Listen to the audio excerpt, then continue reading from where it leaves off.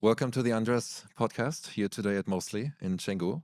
I'm kind of very excited, to be honest, because we already had a very heated conversation before we even started. But before we go into the topic, which is going to raise a lot of question marks, as we figured out already, let's just go around. Everyone just share their name and whatever you want to share with the rest of us. And then we're going to go straight into the topic. So, bonjour, my name is Carol, and I am a storyteller and a vision whisperer. Okay. Hello, I'm William. I am a Taoist. Yeah, I'm here to just give my opinion on this topic today and see what wonderful insights come through. Hi, I'm Anya. I'm a content creator and just want to share my honest truth about the topic. Hi, my name is Marley. I'm an artist and an activist, and I really enjoy helping women find their voice. My name is Stefan. I'm a transformational coach. I'm currently writing a couple books on adventure and vitality. My name is Josie. I am a creative strategist and a mom. Nice. That fits into the topic. So the topic for today is should casual sex be banned for teenagers? So that's going to be our starting point. So I'm kind of curious who's on the yes, it should be banned, and who's more on the no, it should not be banned. We should be totally free and open and do whatever. Yes. I'm a no to banning. Should not be banned. You're a yes? Should be banned, yeah. Should be banned. Okay, cool. I don't know if it should be banned or not, but I think it should be definitely discouraged, not just for teenagers, but especially for women. I think so. Okay, wait. But why especially for women and not for men? Because I think casual sex is a lot more damaging for women than it is for men. But I think it can be damaging for men as well. Okay. I think that we have a lot to define as to what casual sex is, but I don't think banning it would be useful. I'm going to offer up a suggestion that instead we educate teenage boys on how to pleasure a woman as a way of just transforming the whole conversation and dynamic that I think brings up a lot of the concerns. So you want to teach a 14-year-old how to make a 35-year-old woman or have an orgasm? No, I was thinking with Boys and women? Sure. What you said. Teach 14-year-old boys or whatever how to pleasure a woman, girl, whatever you want to call it, a peer. Why not teach also girls how to please a boy? This is already a strange topic. I love it. I didn't exclude that from Welcome to your masterclass. Imagine that one of the really difficult dynamics for both is that boys and men, don't know how to pleasure a woman, and if that was a dynamic that was happening from a healthy place early on, maybe we wouldn't need to ban it. Yeah, I think he's saying that it wouldn't be so damaging to the girls if we know how to do it properly. Proper fresh education. So what does proper sex education for, let's say, teenagers really look like, in your opinion, since you're in that field? Yeah, I mean, for me, it's about having relationship context. So what is the emotional connection? What is the anatomy of the body? What does our communication look like? What is the agreeance that we're actually coming into? And teaching children to talk the same way that we do as adults with RBDSM, relationships, boundaries, I'm all of that right now. I'm blinking, but taking them deeper into actual relationship development and then going into sex from that place, because sex is natural. It's part of our mammal instincts. It's something that can be celebrated and explored in a really healthy way if people understand mutually what they're going into. That's a really good point. I think every person has their idea of what they want and their values and their needs and their desires. And I personally want divine union. I want a relationship. I want a long-term relationship and a family. And because that's what I want, casual sex doesn't make any sense. It doesn't align with what I want. But if you're someone that maybe wants something different and wants to explore your sexuality and have these kind of relationships, I think that yeah, that's just something that you want. I'm speaking from someone that wants something that I want. But if I did want casual sex and not a serious relationship, I think what Stefan had to mention would be very useful. I think that's assuming that you know what you want. Right. And to ask a teenager to know what they want at a period of time where their body is changing, where there is most uncertainty, I think that's a little bit too much to ask. It's a time where you're making your opinions, and you continue to make your opinions, for a wide reason for a very long time in your life. This is a time where it's also very dangerous, potentially, for someone, because then you can create trauma. So the idea that at 13, 14, 15, until 19, you actually have clarity upon what is good for you and what isn't, especially if you're not coming from an environment where you've had any kind of education, either from the state, through school, from religion, or from your parents, yeah, it's a minefield for dangerous situations that are going to impact on you for the rest of your life. So I want to offer up the idea that if humans are sexually mature and they can make children at 13, 14, and they're emotionally or intellectually delayed because we haven't allowed them to experience the world and we're focused on their education, maybe the issue is we should be making sure that they're prepared to start making decisions about their life at 13 and not hold them back through putting them through, biology and whatever are the things that, like, in chemistry, when really I see other countries where kids grow up much younger. They're much more mature by 13 and they're ready to start, maybe having babies. How long do you want children to experience their childhood? One thing that I experienced when I moved from France to the UK was how much children were not children. They didn't have the space to really play. They were sexualized at a very, very early age compared to France. And it was actually really shocking for me to see that a time where children should just not be thinking, should not be making decisions because they have parents, for that support them and look after them, are put in a situation where they have to make those decisions. They're children, they're teenagers, they're not supposed to worry about life. They're supposed to really dive and enjoy that time, because soon it's going to be over and things are going to be serious.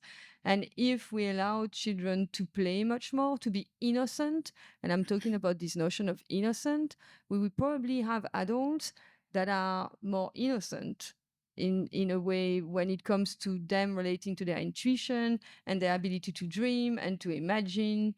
And I think that we would have a much better society. So hearing you say about children playing for more years of their childhood and then talking about how one day it gets serious and we're adults and it's no longer playful, I think that's a story that society tells us. And like, has anyone here been told that they should really treasure their years at school because after school they're gonna have to work and like life's gonna get worse? Yeah, And I'm not saying that life has to get worse. I'm saying that sadly you get less opportunity to play. And I agree with you that it would be absolutely amazing if Can I you disagree could with that? create something. Hold on. You could create a society where play is really interesting, and I think we're probably moving into that with artificial intelligence. And um, but it's an innocent playing that I'm talking about, which I think has a different quality than the Can I playing cut as in an for a second just when I'm sorry, but go on. I think my daughter is 10 and she's taking a lot of decisions in life already. At 10 years old, they're already very grown up, but she's still enjoying her childhood. And I think she will until she's 90. I don't think the childhood stops. I think that's the society, 9 to 5 jobs when people and parents don't actually have time, but that's your choice of life. She's emotional intelligent. Everything that happens to her, I'm giving her the tools to handle her emotions. That's the only thing that we can do. And I think that all And of us sitting here, her body as well. her body, everything, she loves her body. She loves everything that happens. She's excited about it. She has no problem with boundaries. Like, she's very good. But I think that all of us forget a big part in what we're discussing, and that's hormones. If a woman is pregnant, please don't crave for that chocolate. Please say no to it. You know how hard it is. Or when you have your period, I don't know how to say it. Men has different boys, but hormones and teenage years, they are going to go for it, whether we like it or not, whether we ban it or not.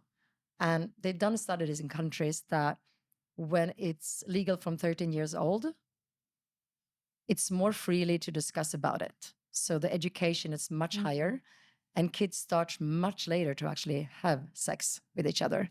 As in countries where it's 16, 17, 18 years old, they start much younger, and a lot of more problems happen because they have no education. Because it's banned, no one talks about it in school, parents don't educate on it. So It's a good point. I wonder though, because if I remember back in the days when I was like 13, 14, 15, I didn't care what kind of laws have existed if I'm supposed and like legally allowed to have sex or not. In my world of living, when I was that age, that didn't matter. I think So it's I the don't- society education, like in schools. Which they is will different, start which doesn't later have to if do you- with banning, right? No, like or if you like, You ban can it be from influenced 18, by that, though, right? yeah, Yeah, if you ban it from 18, they're going to start it when you're 15 or something at school. They're not I going think to that's start just human behavior in general. If you're told you can't do something, and then it sparks just wanna do something in it. us that makes Yeah. us want to do it. Well, and this brings up also just the innocence of sexual energy and the innocence of sexual expression being so natural. Something that really impacted me was when I was living in Hawaii, and we had a beautiful like family day. All these families came to the farm, and these are kids raised with a lot of presence, a lot of intelligence and caring in nature. And I was watching this little girl and this little boy, they were probably 6 years old, just wrestle in the grass. And being in a very sensitive field, I could feel this girl's Shakti energy. And I looked at her sister and I looked at her. And, you know, some of us come in with a lot of Shakti energy. And how do we normalize that and not shame it or suppress it? Because if we're making something banned or we're making it wrong or making it illegal, putting any kind of dogma, that is your life force energy. And I was listening to this brilliant interview with Layla Martin where she actually said, and I have to get behind this, which is teaching women to shame their sexual energy is taking away a woman's power. It's taking away her creative power. And so just the thought of like making kids wrong for touching each other's bodies and curiosity and innocence, it's like, where is the line for casual sex? Where does that start and end? And I'm curious, as a parent in that situation, let's say you did see your young kid with a boy or a boy with a girl, how do you enter that conversation without shame and having this, educational conversation and discussing, what happens if it does go further? What is the right thing to do? Do you say you can express yourself or talk about the potential damages of casual sex? And if you think there even are any, I think it's very interesting that you sexualize these things. I mean, I remember as a 6-year-old being with a boy in a little house, on the farm where I grew up, and then we were like, oh, I'll show you my dog, and you show me your dog, and it was like, oh, and it was purely innocent, and I remember this, but it didn't have this thing, this connotation. We didn't have that. Like, this connotation is given by adults onto children. It's not felt by children. And I think that when that's probably where things start to get a bit wrong, when the adult comes and makes a judgment about the situation rather than what the child was thinking. And that then defines that's it a really good point. and then makes it wrong. I was assaulted as a child, sexually assaulted as a child. And honestly, I had much more trauma around the way that it was dealt with by my parents and the judgment around that and everything that happened afterwards, rather than with what the man did to me, because I could understand what was going on. I made sense of the fact that this man was maybe sick, didn't know what he was doing, and this is what happened. But it's what in a way didn't happen and how it was dealt with by the adults in my life that created a lot of troubles afterwards. So it's the way that we come on as adults with our framework without understanding that, yeah, there is and there should be exploration. Absolutely. But what we haven't done is define the term casual, because for me, what you are describing is lovely, but casual sex is very different. Casual, it means that it happens without any meaning. And and that's very different. It's a repetition of engaging into having sex regularly with people without putting any meaning. And that's casual sex. You enter in, you come in, you get out. That's casual. No meaning, no emotion. Why doesn't it have to be emotions in it? It could be casual. It could be very emotional for that time, and a lot of feelings in between That's two the people. defini- But that- they don't have. But that's not casual then, right? definition of But casual. they don't have to. Casual means no. They don't have to have a relationship after. That's what I'm saying. Doesn't mean that at that point they were not feeling something. That's not casual. And hearing you talk about how the adult put in, like, projecting the meaning onto the children and shaming it is what makes it wrong, and the actual, from the child's perspective, it's innocent and there's nothing in it. I feel like you're doing the same thing now about casual sex, because as a child, as like someone that's young, that's curious and interested in exploring, they haven't got meaning associated with their feelings that they want to express in a sexual way. I've explored so many times when I was a child not to have a relationship. I grew up in Sweden. When you grow up, when you're 2-year-old, you have a book called Totte, and he's doing everything you can, and there are like 20 books of them, and he's naked with his best friend in half of the books, and everything is talked about. And I'm 2 reading it, and it's amazing. There is no, oh, can I look at you? Can I look at you? Like, it's all open. And Yeah, it's I mean, the fact that society is shaming naked bodies is crazy, because we come out naked and we leave naked. from sexual, we're all Without born one. through And sexual this only came energy. in because of and- religion and Christianity. In ancient Greece, it was completely normalized. There are statues of naked bodies, and they're glorified, and it's completely But in normalized. Sweden, we still dance around Yeah. the midsummer pole Yes. that we have, which is sexual energy, and everyone dances around it. Yeah. And in, like, growing up in Sweden, I think I'm very blessed because, nakedness is totally okay. Men and women are actually on the same level. Both are as important. Not doing this for them or this for that. We're all, Yeah, it's quite sad how a lot of kids do have this feeling of shame, there's something wrong with them because of these projections. And even I just now having this conversation, I realized I have so many projections. Like when you were telling that story, I was like, oh my God, like it's so like sexual. But the reality is, it's what if it's just them exploring? And I really like this quote that I read from Deepak Chopra's book, and he has really quite cool kids. They're really self-actualized. And he said that we're not supposed to tell kids what to do. We're just supposed to guide them. And in that situation, let's say we did see our kids in a bush together, we're not going to be like, what were you doing? Like, this is wrong, or like, this is good. It's just having a conversation, being like, what did you experience? And what does it mean to you? And like having them feel. Yeah, What's exactly. your Yeah. emotions? Yeah. Would you do something differently? Would you wish something? I think we need to give them tools and exit strategies of different situations. So I have a question though. Yeah, always. You have a 10-year-old daughter. So women, like I looked it up before, like girls are getting their period like from 10 plus nowadays, all these hormonal changes, food, blah, blah, blah, whatever. Technically, that means she's ready, right? Or biologically, not technically, right? She's ready to basically go into that sexual, like potentially have kids and whatnot. Would you tell your daughter, she's like, Mom, I kind of want to like start playing around, maybe have some sex here and there. I like this guy and that guy. At Like 10? I mean, biologically, she's ready. That's what the body says, right?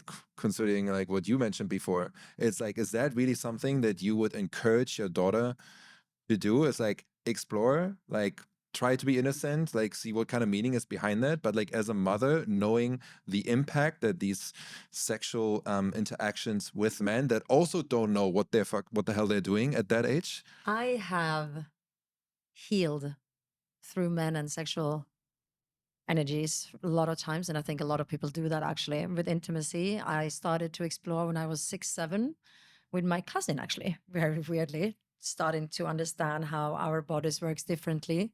And I think at 10 having sex, no, and not even a boy knows how to work it up. So I wouldn't be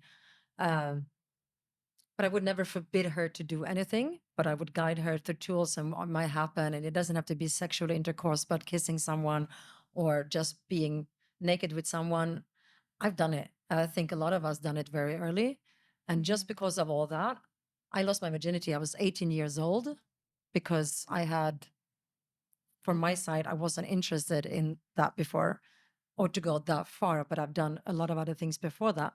And I think it's how you educate them. And I spoke with her the other day, and she told me that 15 was, she thought was a bit young. And she spoke about one of her kind of sisters that's 15. And she said that, I mean, she is very emotional, intelligent, but I think it's better to wait when she's 16, 17. And she goes, 18 is definitely too late because I think that you need to explore a little bit before you become an adult and want to get married. So in her head, she's meeting someone, having sex and getting married, but she said 15 too small, 16, 17, it's good to have a couple of years to explore.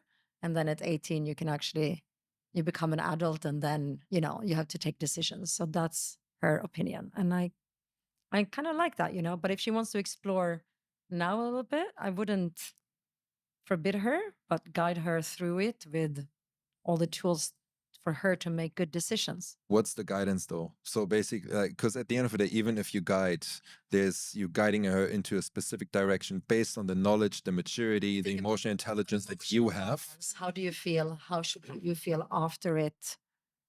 Who's the person? Like, we had a big discussion about love. And I said, if you love someone, it's amazing. But if he doesn't respect you and value you, it's not gonna, you're gonna get hurt. And it's also not about how much he loves you or how much you love him. It's actually more about how he makes you feel. And just bringing it back to the question of like, do we ban it? Yeah. So that's So if it's banned, then the conversation can't even happen. Correct. And that's when the child is then likely to make a decision on their own, which could lead to a more Horrible. traumatic experience than if they have the spaciousness to talk with a cool, quirky, hip mum or dad to explore and to be asked the questions of like, well, how do you think this would make you feel? What have you thought about? Like, just whatever questions it may be that a parent wants to ask to guide them. If you ban it, then that process doesn't even have space to come through. Exactly. I disagree. I disagree. You can have something. I mean, there are plenty of things that the law bans. We still discuss it, and we discuss the reason. Josie's point about making it legal at a younger age leads to actual action happening later on in life is because when you ban something, you are shaming it in some sense. So all of a sudden it does become a taboo and it does become a topic that is potentially judged. And even if I have the idea to share it, I might not want to share because I know already that it's been condemned. We're all very open people. Yes. We're all, I think, very easy to talk to. I think my daughter is, she chose wisely as to have a mom to be able to discuss everything. There's a lot of parents out there that don't have time and that are very strict. Yeah. So if it's banned, it's banned. And as a child, to go and ask questions about something that's banned to a lot of parents, never going to happen. And they're not going to ask it in school. And they will take decisions together with other friends that have the same emotional intelligence as them. And I don't think that's... I didn't have that support. I didn't have a mother or a father like you. And I waited. I just waited because I didn't have the answers. And until I got access to the answers that I wanted, it does really, really scare me to think of a world where children would not have protection and where they would be allowed to do things that they don't necessarily understand. And I'm coming from the point of view of really discussing casual sex. And my understanding of casual sex is penetration. That's what I understand from casual sex. And it's repeated intercourse with people and not involving emotion. It's casual. I'll sleep with you one day, I'll sleep with you another day, I'll sleep with you another day, I'll sleep with you another day. That's, for me, that's what it means, having casual sex. And we know for a fact that for a woman, and I will, I would agree with you, that we receive the energy of a man and we hold it and we receive what they, what they pour into us, yes. It goes both ways. I don't think That goes both ways. And it's I was gonna say that I don't agree on that. Yeah. Hold on, this just one sec. I want to finish. There is sorry. Now we cut you off. That's okay. No, that's okay. You're allowed. That's called passion. I appreciate. Casuals. I am sharing it. So you take on, and you're the recipient of an energy, but not only of an energy, also of something that is physical.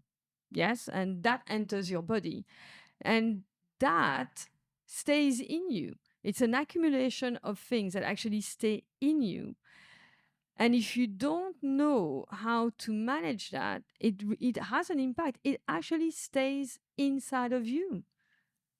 Agree. So it's really, really impactful. I have for a us and question how for it you. changes us, pardon. I just want to acknowledge, I think that it's super brave that you're holding a stance that is and contrary to the majority here. And I'm really curious, what would it look like in your perspective to have a really healthy onboarding process, or what would it look like if it's not if it's banned to have sex as a teenager and then you become 16, 18, 21, whatever the age is that you feel is appropriate, how would that person begin to then have casual sex at that phase and that be okay? Or intentional sex if maybe they didn't even know the difference? For me, I'm considering a system where children are protected. So I'm much more interested in finding a way to protect the children, however it looks like.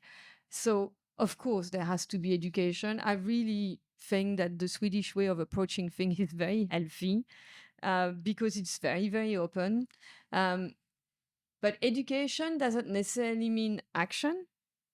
And I think that you need time to be informed about the consequences of your decisions. And if you have access to a system that is designed to give you that, then that's really amazing. And I would be absolutely all for that, where you have discussions in class, where you have discussions with your peers, where your parents are open to that. I'm living more in kind of like the real world. You don't have that in France? In school? I didn't have it. And I'm only going back to what I had. Yes. So The I schools in the United States didn't. Exactly. No. And in Have the proper sex education like and that. in the UK they don't. And we do. I had sex education at school. You had sex education. But it was more like how you put on a condom. So not there's one actually. part of the education that I want to Diseases. bring up. As I'm sitting here listening, what I'm hearing is protection. Protection. What I'm imagining is more so for the female than for the male, but I imagine there's also male part experiences that are difficult. And as I think through like my experiences, as I'm becoming still learning to be as mature and attuned as I am as as a lover, is the understanding that someone's comfortability to explore and then in the middle of it be able to say that's my line and I want to stop seems to me to be one of the most critical pieces of education to be able to offer a child or an adult. Yeah. So because everybody wants to experience attention, affection, connection, maybe sex, right? Maybe love, but the feelings of obligation, Mm. feelings of fear or rejection or judgment, I think seem to cause people not to say, I know I said I wanted to have intercourse, but now that, you're right about to enter me, I actually want to stop, right? And Yeah. that's the moment when it seems like protection or harm or something occurs. So We have a safe word at home, me and my daughter. And she's storing it with her friends also. And this is nothing sexual, but I know that a lot of people to have higher sex, almost like SM, they all have a safe word at home and with their friends. Stop is a word that's no one listens to. It's a play word. No, stop. No, you stop. No one is really. We have a word called kaguda. That's our word. She has a different word with her friends. And when someone says that word, everything stops. What does that mean? It means stop, like right now. But it's Kaguda? it's a word my parents came up with when I was a child, and I'm giving it to her. And she's doing it with her friends. And in any situation, whatever happens, the person that uses that word, everyone just back off, whatever happens. I did it because I was 4 years old and I laughed so hard that I peed my pants. So my parents came up with it before that. Today it's used That's so differently. And I think for couples and teenagers, a safe word is important. If someone says that word, anything happens. That could be an argument. It can be that you just need a timeout, like Yeah. anything. And sexually, I think So along with that, I think is also the development of one's confidence to be able to bring it up to a person and say, hey, this is what this means, or to just be, I mean, it's like, I think about, the place I grew up in, which is kind of like suburban US, California, kind of near kind of what might be considered ghetto areas, and kids are just running around without any parents, a lot of single parents. And there was just not a lot of, maybe attention. And someone wants attention. There's a neighborhood kid who wants to hang out next thing you know, they're, but behind the shed or something. It's like that person and peer pressure, right? is maybe peer pressure, just wanting connection. So how do we educate? How do we have connection and feel strong enough? To me, it seems like if you can educate, well, first the parents to how to teach their children that aspect of the confidence to hold the boundary hard, maybe this is not such a difficult conversation about banning or controlling what they do, but just empowering them to be able to feel Yeah. I totally, capable of navigating. I totally agree with you, and I would I really love the point that you're making about how can someone be empowered to say, No. to articulate that word. I remember I'm 52, and I still struggle to say that word, and that's because of, and I know it's because partly of the history, because when I get into a situation with a man in front of me, especially if he's a man that's taller than me, and that's not very difficult due to my size, I'm being put back into the situation of having that man assaulting me. And it's very, very difficult for me to then say no. I really go back to being very, very small. It's something that has to do with the body. It's something and it's very, very hard for me to kind of articulate and be able to just define myself. Yes. And therefore it's not only the word, it's you're an amazing mother, and you've taught your child to do that, but not every child has that chance.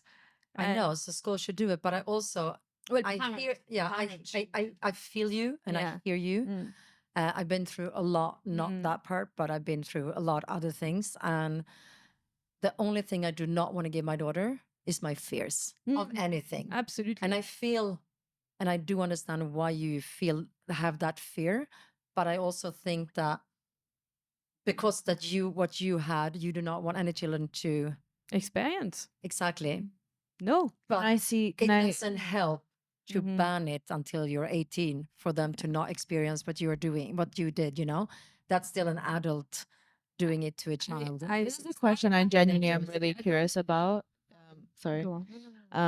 One of the fears that I have around casual sex is I remember being at university and I didn't have casual sex, but I had loads of girlfriends that did, and they would come home crying, even though they were like, yeah, it was just fun. And then a week later, they're crying because the guy isn't texting them back. And it's like, well, you had casual sex. If what you're looking for is deep connection and meaning and a long-term relationship, then probably casual sex isn't the best option for that. But they didn't know how to express that. They didn't really know what they want. And But were they crying for the casual sex, or were they crying for the guy not texting him back? they were crying because the guy wasn't texting him But you think back. that- But I guess they didn't. But do you think that they wanted to have sex, or they just wanted the attention and the connection, and they would prefer to just cuddle or kiss, and they let it go too far? Or you- Honestly, or they- I think this is an interesting conversation to explore, because I think as a kid sometimes you really don't know what you want, and I wouldn't want my kid so distraught and so upset and have to go through that experience, because it's not only it's the emotion of getting attached, the biology of getting attached to a man that you might not have known would come up, because during casual sex women do get attached from a biological perspective. And I'm just curious if people here have had good experiences with casual sex, if you could explain how you went about that, because for me personally, I don't think it's the right option considering what I want, but I also now that I've realized, I actually don't know if I have any examples of casual sex that I was have healthy. an example. Yeah, can you share it? Okay. Well, first of all, I think this is so sweet. This whole conversation and a little bit of backstory. When I was in high school, I had sexual experiences that were so fulfilling and beautiful, and I didn't have actual penetrative sex, until 17, my senior year. And the first one night stand I had, which is what I would call casual, it was incredible. It was absolutely life-changing in so many ways and really empowering for me, but it was casual. We didn't continue a relationship. We didn't continue talking. I wasn't diminished by the experience in any way. A part of me did go into fantasy. Did you know a little him? bit. And No, did you trust him? Was it just someone you met? there was another lifetime. It was New Year's Eve in Cabo. No way. It was amazing and completely life-changing to be able to have casual sex. And that's not to say that in my mid-20s I didn't have less fulfilling and even moments of self-demeaning casual sex. But that's also a journey of self-knowing, because you don't really know what your boundaries are until you reach your boundary. Yeah. And you don't really know who you are in a situation where your yes is a yes and your no is a no until you reach that situation. And sometimes it takes reflection on the other side. And so I'm really incredibly grateful to have people in my life today that I can process very subtle things with and charged things with. But once again, I think this comes back to what is casual, and that what's underneath this entire conversation for me is proper sexual education being publicly available in the schools, not just the home, not putting all that pressure on the parents, because a lot of people that are having kids today still haven't properly educated themselves in relationships of communication, harmony, self-actualization of a sexual relationship with themselves. How could they teach their children? Yeah. And so what does it look like? The same way that we have arts, we have sports, bringing more of these hands-on tactile lessons back into our schools, elementary, middle, and high school. So that way, if casual sex for me was way more diminishing in my mid-20s than as a teenager, and I wasn't having casual Can you sex as a explain why? teenager, But just out of curiosity, first of all, how did it change you? How was it life-changing? And after that experience of having casual sex, did you not feel attached to the person? And for me, it was really empowering because I was raised in the Midwest and I had very Baptist grandparents, right? And then I had very liberated parents. And so I had a lot of contrast, and I was raised with a very healthy amount of sexual education. I was that child that was running around the neighborhood as a 5-year-old with a picture book made for kids about, look what sex is. no way. Yeah. I bet you were the kid that like told everyone like. Oh, absolutely. And in high school, I found under my mom's dresser essentially an encyclopedia about sex called The Guide to Getting On. No. Guide to Getting It On. I highly recommend this book for everybody. But so I knew so much about sex, and I didn't have any desire because of that to chase it. It was natural and it was a choice. But so going into, what was the specific question?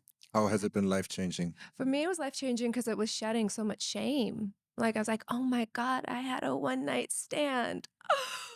But can you shed that shame without having sex?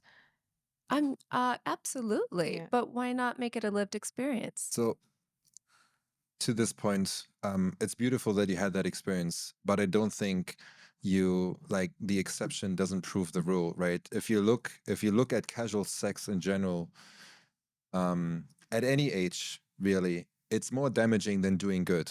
Yeah. Period. Right? We can kind of all agree on that. Those experiences Exactly. in mid 20s. Correct. Well, I do want to point out what Marley said, which I think was beautiful, was that you have to go to your boundary to realize who you are. I don't know how you said it, but I agree. If everyone has perfect, just right sexual experiences, you don't get to a point of knowing yourself, and maybe Does there's it mean a- I need to take crack heroin in order to really know if, Take what? like crack cocaine or anything else in So, order to know like here's the boundary or not? I'm not. yourself Where's the line? in order to realize it's just not But- just want to have sex. Hold on one second. One second. That are okay. I'm not a student of Osho. I don't know if anyone here is, but I've recently heard a quote. I hope it's correct that Osho recommends, and I love some of his stuff and some stuff I'm totally not into, but recommends, I think up to 13 is the exploratory period sexually, or like 7 to 13 is recommended for kids, because that's where the innocent time is. You can be in, just like I think you mentioned, it's just an innocent, thing, and the parents then make it wrong. But that's when really the exploration should be happening. And then after that, you should know yourself so you can make the informed choices as a more mature person of what you do and don't want to be doing. Yeah, so I can expand on that because I also had an experience when I was like 6 or 7 at school with a schoolmate, and we were just playing with each other, and I remember feeling like really joyous, and it was fun, and it was great, and it felt good, and it was interesting and new. And then the teacher found out, and we got caught, and her parents tried to take me to court for doing something that in their eyes was so wrong. And it became quite a big ordeal for my family at the time, when in actual fact it was just pure innocence of like, oh, this thing's happening and that thing's happening and there's this to explore, and it's Yeah, and it new. happens at the same time, right? So you're like in that moment. So it's in sync with your time, it's in sync with your time, it's in sync with what Osho is saying, with the time of when to explore. And ultimately I think that nature is what knows best. And if we naturally have periods and naturally can start to ejaculate, that is a signal that we are ready. And for us to come up with some societal structure that says it's wrong for X, Y, and Z reason, I think the reason it feels wrong and why it's easy for us to justify why it's potentially wrong is because of our societal structures in the first place. Because we've created a very fast-paced, broken family system structure where parents are unavailable, schools aren't teaching these things, it's shamed, it's made wrong, it's suppressed. And then that leads to all of the trauma, which we're now saying, oh, well, because of that trauma, it shouldn't happen in the first place. When in actual fact, if we had a completely different approach in the first instance, then that trauma may not exist. Can I play devil's advocate for a second? I I honestly would love that in an ideal world where we're so connected to nature and eating organic, and our bodies are truly the way they should be from the divine, that would be the case. But the reality is a lot of our water systems are hijacked with hormones, and people are having these hormones and periods and ejaculation a lot earlier than they should because of that. And also, I don't really see the argument of we should trust our biological nature, because it also could be wrong. I think we should trust our divine intuition, but I think there is a difference between divine intuition and our biology. Like our biology could say, oh, let's eat the whole cake, and that might be not the healthiest option. And also, have you watched Hunger Games? That one of the kids that died was the one that ate the berries, and she followed her nature. Can I say something though? Like I Yeah. listen to all of us talk here, and I hear you also, and there's a lot of fear. There's a lot of things that you think because of what you have seen in your past and other people and what happened to them. And there's a lot of traumas coming up. And I think that's the reason adults today are traumatized, and they do not want their children to suffer or go through this or go through that. But you know what? They will. And I was going to say, the earlier they start suffering and the earlier you can give them the tools to deal with it, the better adults. I'm not saying to go full on when they, but starting to explore, getting their heart crushed at an earlier stage and being able to be there and give them the tools to actually deal. That's what I'm saying. Yeah, how many people can say that heartbreak was one of the best things that happened to them? because it made them stronger and it helped them Yeah. discover who they are. You know, Mhm. and I like your daughter's approach of like 15, 16, maybe like have a few experiences before you get married, because you talk about divine union and wanting to have one partner, but do you think it's realistic for the very first person that you engage with sexually to be the person that you are with for the rest of your life? No. I mean, I would hope that would have been the case, but it's not. And statistically, like talking about how the majority of casual sex is traumatizing, like in generalizing. It's bad. Really bad. Generalizing, I would say It that has been healing. generally you don't meet the I think person that- you're going to be with for life Yeah. the first time you have sex. So The difference Thank God. between Why do you say thank God? I'm really curious about that. because her first experience was probably bad. No, but this is actually a really interesting topic. I would like to dive a little bit deeper with that. The way how you reacted. I just mean thank God, because it's a learning lesson where you're like, wow, you learn so much about yourself through the process, and it opens you up. And when you're opened up, you're going to decide that maybe you want something completely different.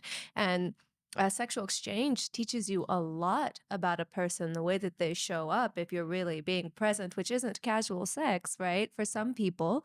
And I have a hard time even understanding what casual sex is. Yeah, what- can we honestly, define because when casual you- sex? because you're saying there's a Meaningless line sex. and a line and a line and a line. And what is meaningless? you don't attach any meaning, and that's the difference between. There's not a I never relationship had. that it continues over time. You have sex. But it's Go your even- separate it's, ways. It's I even. think casual sex can last for a while though. Yeah, they can, but like meaning. It's- You don't spend much time together besides actually having What do sex. you mean? You have no emotional. If you go to feelings? dinner, Like it's not casual sex. It's just In my head, it's sex with someone you don't trust and someone that you don't know well. Like, for example, let's There's no say, meaningless sex. I don't get it. yeah, is there? I you don't think there is. You don't put a meaning into the person that you're having sex with. You don't. So you're forced to have sex no- with him because if you choose to have sex with No. someone, there is a meaning in there. Otherwise, you And don't. you could definitely have casual sex with friends. Okay, No. an emotional. Okay. You don't put an emotional. Like there is no. right. Yeah. It's There's there not is a love you. There's not a care. You're fucking, and then you're just like, all right, thanks. That was great. Yeah. So exactly. is that not okay? To Well- just want to Well, have sex we with are- someone? No, hold on. There are two, and I would actually say this is very interesting because I think there are two. It's the same thing that can be experienced, into two ways. One of the way is, yeah, I just feel like I want to have sex tonight, and I'm going to have a great time, and that's brilliant because that's No, that no, you comes said from- tonight. We're talking about a person, like with one person. with one. It's very different to saying I want to have sex tonight or I want to have sex with this person. So Okay, so, okay, then three different things. I want to have sex with this person, and he's a friend with benefit, or I don't know him, or I'm going to have a good time with them. That comes with clarity, consciousness. There is a difference between that and having sex repeatedly with people in order to or as a way to gain meaning. So one is born out of, yes, this is a great experience, I'm preparing for a great experience. Another one is, I need validation. I need to be with a man that's going to show me that I mean something. And I know a lot of young women who have sex repeatedly with partners because they're seeking to find someone, and they have loads of one night stands. And I certainly did that in my 20s, in the hope that something is going to happen, and then repeat and repeat and repeat. And it is actually a perpetuation of their insecurities rather than a healing experience. So I think it's not the idea of what is wrong with casual sex per se, but the way I'm exploring, I'm posing the question, where it comes from, with which intention, what kind of level of awareness, you go at it. can I jump in there? Just imagining a society. agree with you. Hold on, because I really agree. I really agree with what you're saying, but I wanna frame it from a perspective of the evolution of our culture. So we've talked about let's have schools do better education. I personally think for most places that's a fantasy that schools will actually be able to talk about these things because of all the religious or whatever dogmatic things going on. And you're right, parents aren't healed in their own emotion or their own sexual experience, so they can't really educate their kids. But how about culturally, can we just begin to rewrite the conversation or the expectations or however we do it to become a culture, Western culture or worldwide culture, where people can just go online and just read about it, or there's just these conversations where there's an education of, hey, are you seeking sex for validation, or are you seeking sex? Like, can you find the validation elsewhere and begin to really educate people from 12 years old for whatever means, school, parents, online, or whatever, just to begin to really not create rules and restrictions, but educate Yeah.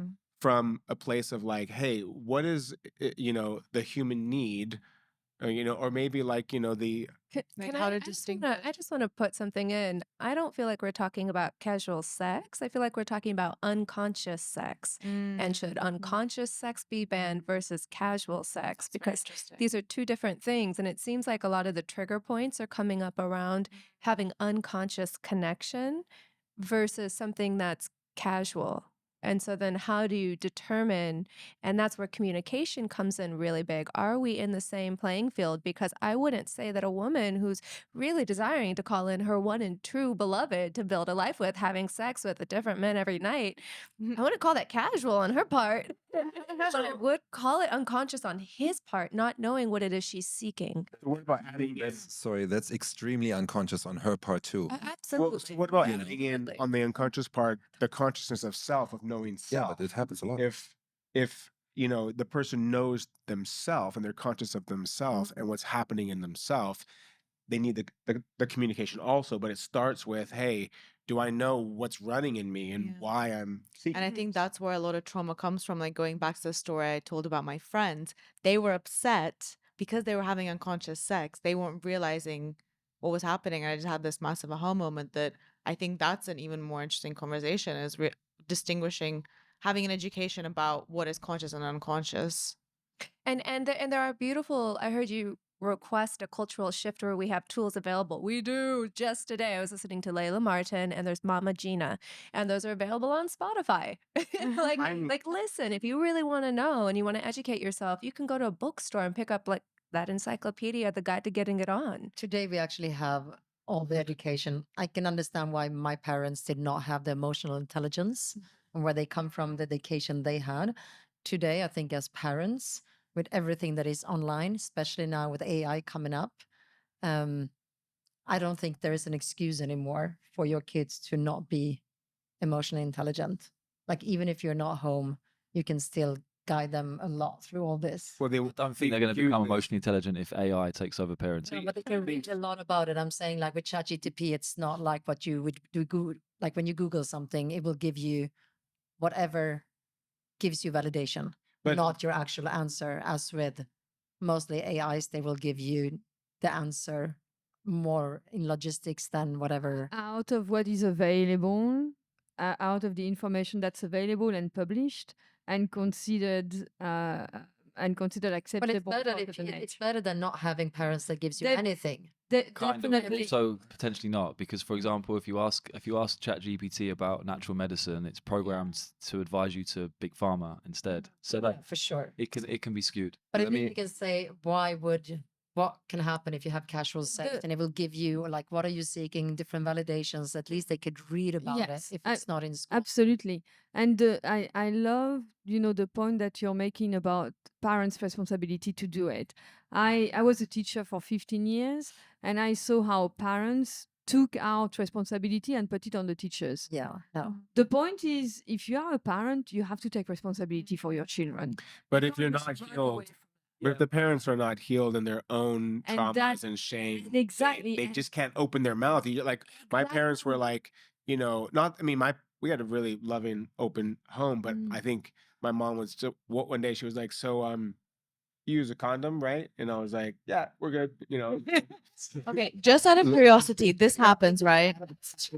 Uncomfortable for her to say, like, I had with my ex-partner, I was a stepmom for two teenagers for 5 years, and I was the one who had the chat with his son about what to do, how to treat the younger. He just wouldn't go there, and I thought, no, I'm not letting that go. I'm going to sit down with this Thank you young for man, doing that. and we are going to do this.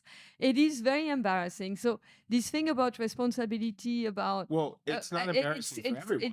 it's not embarrassing Yeah. for everyone, but Yeah. many people are embarrassed by Yeah. that. Many people don't have the tools to do that, and the sadness is that there have never been so many tools available to all of us. Yes, so much disinformation or uninformation or lack of curiosity. Curiosity is essential, and yet curiosity seems to be depleted because people are just buying what they're seeing, but they're not going out to find the information for They themselves. just seek validation. They don't seek for fact check themselves. There's Can I just? Oh, I would love to hear your opinion on this. I was quiet for a while, right? And No, it's fine. No, it's a great conversation. So there's a couple things that I want to throw in here. One, I want to share a little bit the way how I was raised, because for me, being naked at home was the most normal thing you can possibly imagine. All the time, even now, like with my mom or whatever, like, we can be naked in front of each other and it's not a problem at all. Yes, my dad had that conversation with me. Yes, I had sexual education in school and whatnot. However, at the end of the day, like all this education outside of it, I completely agree with you. Like we have to bring it back into the family union because that's like where the safety and the trust comes from in the first place. Because I feel like I had that safety and that education and that like in a very gentle way, me actually being introduced to sexuality that allowed me to make way more informed choices. What do I think is casual sex? Do I do I want to like just fool around with these different women all the time? Do I go out in clubs and just like chase women and do all these things? Because the value system that I was able to create because of that family union that we had is so much stronger that casual sex wasn't even like a thing that I really was interested in.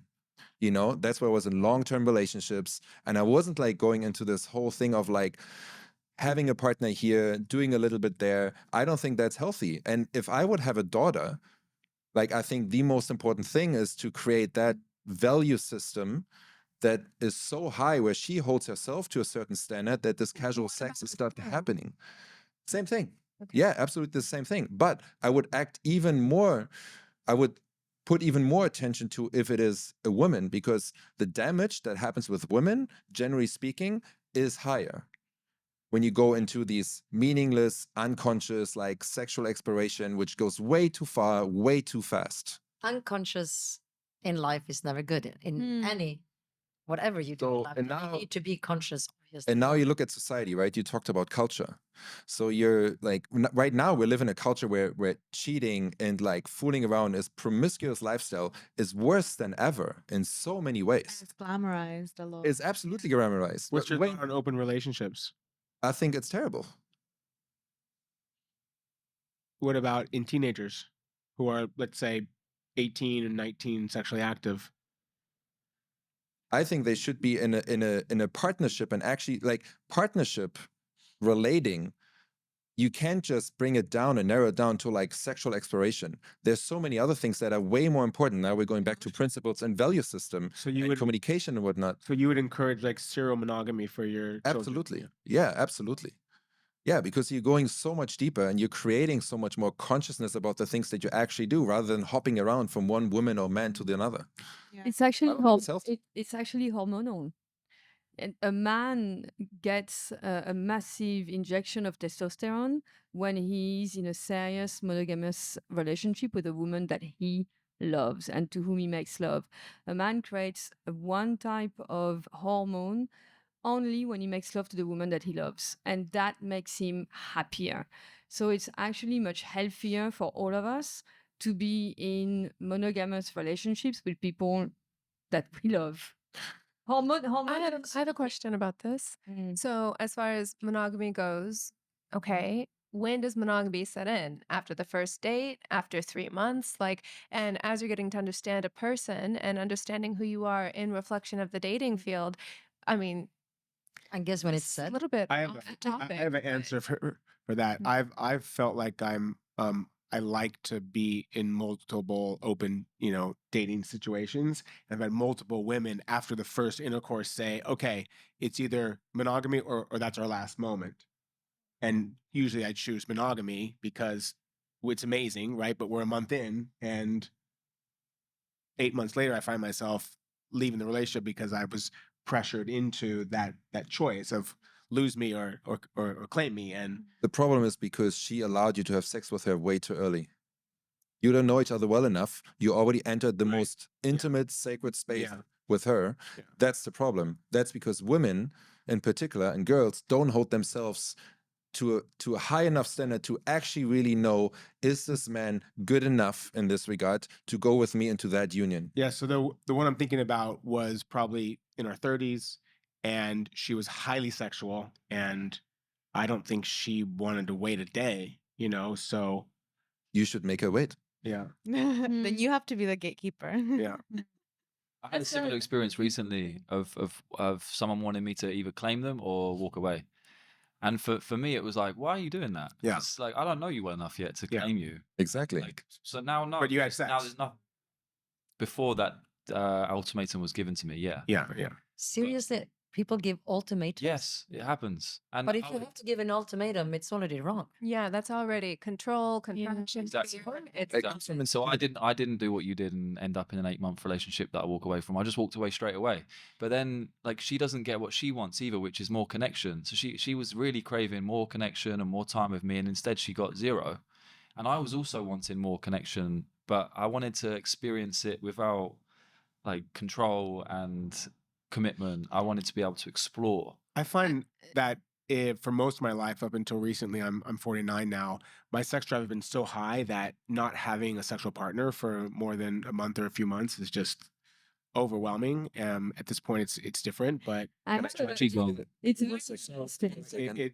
Can I? so being able to, like, I was not taught much, but having some way of, like, understanding how to navigate life would have been very helpful. I hear that. The problem is not that you don't have a partner that you can explore that sexually with. It's because you have not learned and mastered how can you understand the capacities that you need to be able to hold as a man with your sexual energy. Sure. That's where it's like, Yeah. fuck, I'm overwhelmed. I Yeah. need a woman to go there and I have Yeah. that release. Yeah. That's the problem. Agreed. Yeah. And I still think there are healthy ways to have connection and sexual exploration without going like all the way. You can still wait like a month or two. Lick the tip. Well, I mean, it's sort of like you were saying, Anya, it's beautiful to experience different seasons with your sexuality. Sometimes you're investing in yourself and your own sexual relationship and your consciousness of your own body and your energy and what is sex to you. And sometimes it's with others. But I mean, for me, I'm at this point where there's precision and intention, but also it's a part of my health practice. I have a relationship with my own body, I have a relationship with my own sexual energy and what that's for, but also I'm going to keep myself active, engaged, and alive in my sexual life, even if I am calling in a beloved. And by being able to use communication makes it so that we are meeting in a neutral space of safety. And for me, oh my gosh, after like the longest I've ever had in abstinence, to have finally connected with someone who was coming through town and we understood that it was brief, there was nothing casual about it. It was so incredibly deep and intentional. And I don't wish that withholding on anybody, to not be able to connect feeling totally safe, vulnerable, and open with somebody when they can really be present with one another. So But my issue is like you're calling in divine union, right? But you're choosing to spend time on a casual fling. Yes. Well, You like ice cream? Buffet would Well, hold on. works. How many flavors of ice cream are there? There's many flavors. Yeah, and the more flavors you try, the more understanding you have of what your favorite flavor is, right? Yeah, not but what if you know that's the flavor that I don't like? Why would you still eat it? Because you can like that flavor, and if you have a healthy relationship with ice cream, you'd be like, hey, ice cream, like we are right here present with one another, and there's an understanding that I'm going this way and you're going that way. And 2 scoop or 3 scoop kind of girl. when there's love, love celebrates love. So if my beloved was to come into my life when I'm with ice cream, was gonna say, so no test drive. say that I again. don't think Yeah, you can like, no, compare sex with like ice cream. So wait a minute. Way my soul's knowing of this is the person I'm going to be with. It wouldn't diminish my soul's knowing. I trust myself to how far I can go with a person in sexual connection and still follow my intuition and my guidance. And that takes practice. But I personally would not be able to have sex with. I personally want to have sex with someone that I'm deeply connected to, that I see a future with, and anything else would honestly lead to heartbreak. And whilst I'm okay with that, I'd rather not. I'd rather find a person that I want to be with long term. And I don't think you can compare ice cream to this. I did. So you can. Long-term relationship, starting sex in the beginning is not a good idea. Yeah, exactly. You wanna Yeah, connect. yeah. Can we just like, yeah, To have sex with someone and just have friends with benefits. yeah. You're enjoy them, consciously you know, going just know into what what you're you're going Yeah. into. If I meet someone that I think is really hot, I can acknowledge the fact that, yeah, I want to try this ice cream, and I think this ice cream looks really delicious. So But I just want this ice cream. This ice cream is gonna lead to bigger, like happier.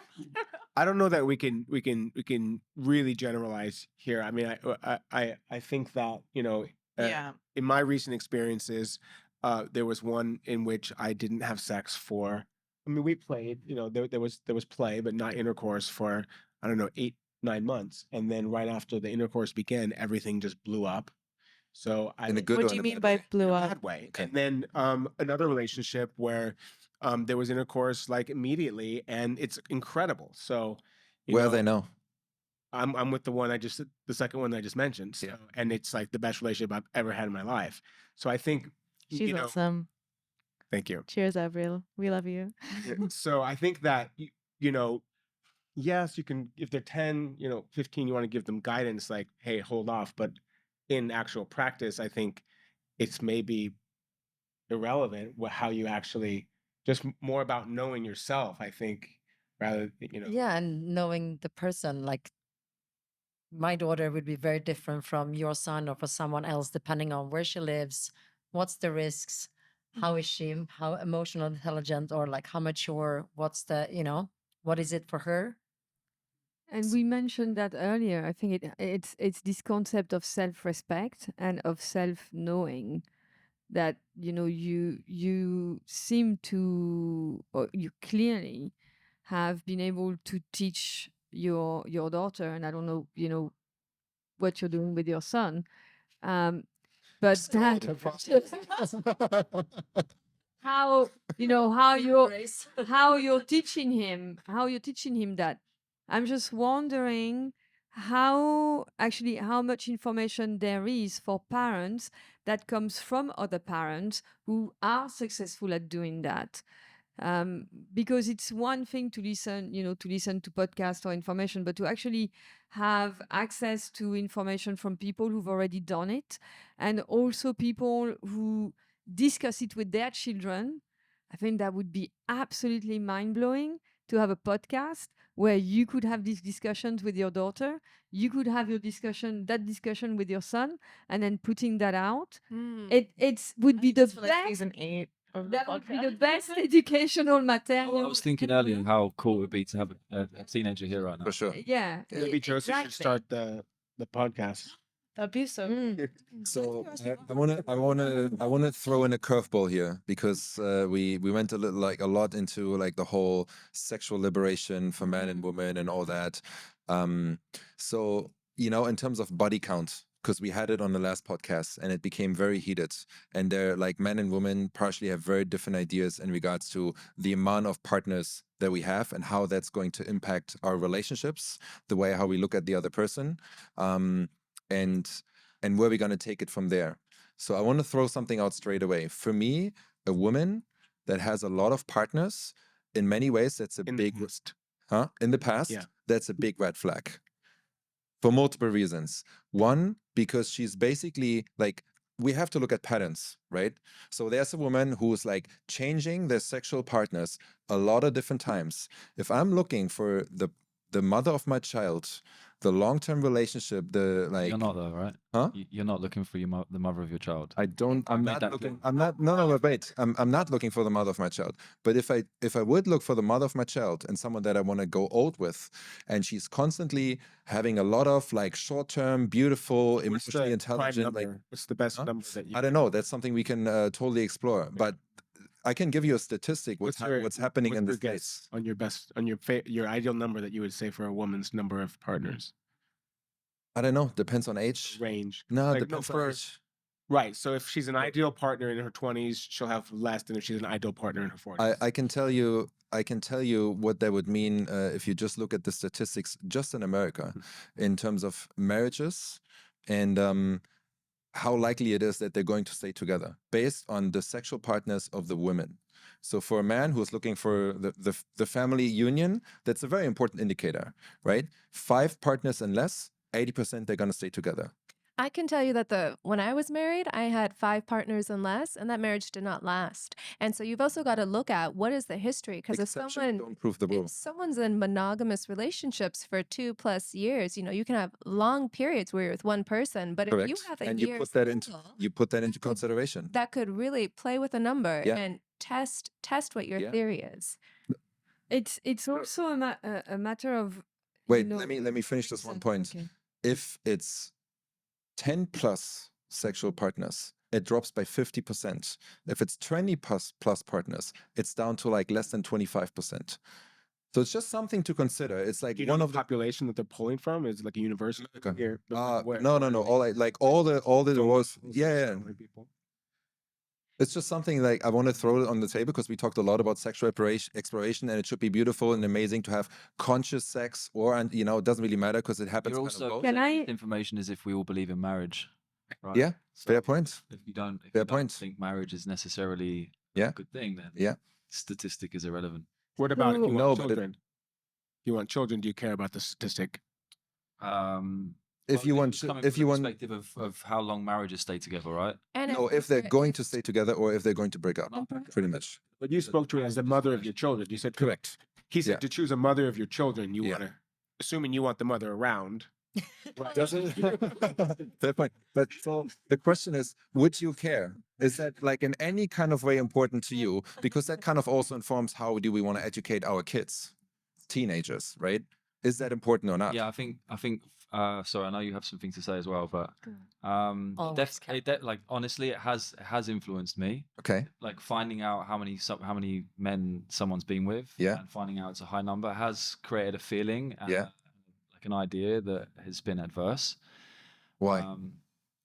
Well, because it's very easy to then start imagining them with many, many people and having potentially unsafe like situations, STIs, STDs, Yeah. loyalty issues, trust issues. Correct. So what's your ideal number for your? I don't know what that is, but I just wanted to arrive at the ultimate point, which is like when I fall in love, I don't think it will be relevant Interesting. because I don't think I've truly fallen into a place of love where nothing matters anymore because it's the love is there. Mm. I have a question. Does anyone ask their partners when they start dating somebody how many they've been with? Yeah, I've never asked because it did never. I used to. I don't anymore. No. I have asked some of them and others I haven't, just because it wasn't as much in my awareness. And you're currently with the mother of your children?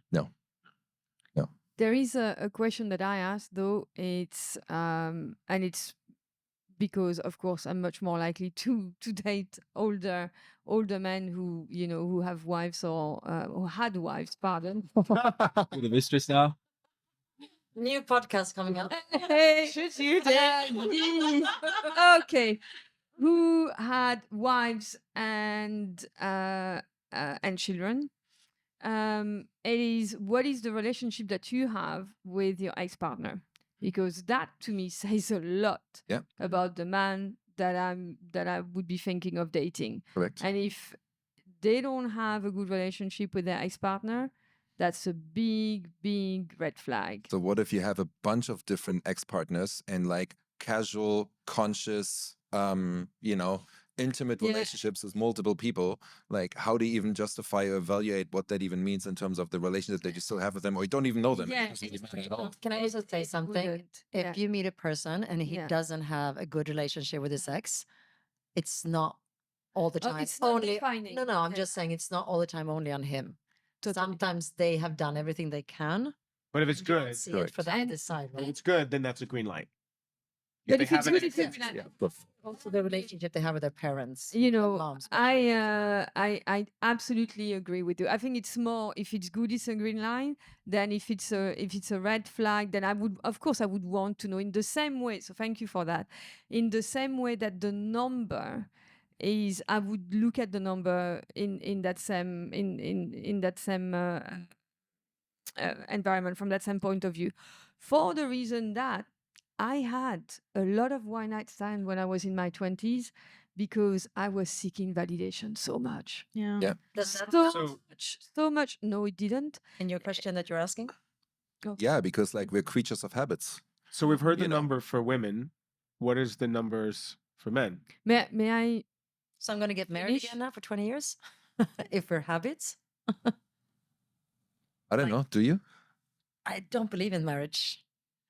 Okay. So you're You not know? looking for it. And also, I'd like to challenge that divorce is a bad thing. No. Like I don't. That's a like, huge I challenge. don't. Marriage is different. doesn't have to be a bad thing. I agree. But government, the day you say, "I love you so much," let's put that down on paper. I think it's a bit weird, Celebration, it's different to celebrate your love, but when you have to go in and do it with government reasons, I don't This was get it. your podcast a couple of weeks ago, right? Yeah. Well, Yeah, I can get it if you need to stay in a country or you can't be together otherwise, but I think But- I have to agree with Will on the situation where when I meet someone and I fall in love, I don't care how many people I slept with. I think it's personally what's healthy for you.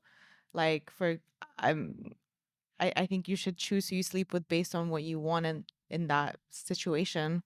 I think men and women are very different in that regard. Okay, The way but that we look I'm at curious, things. like why? I'm guessing. because We they're won't not say- safe, and if they did that before you, they will probably maybe crave that. There's so much Continue more. doing that person later also during There's your more. marriage, maybe. There's more.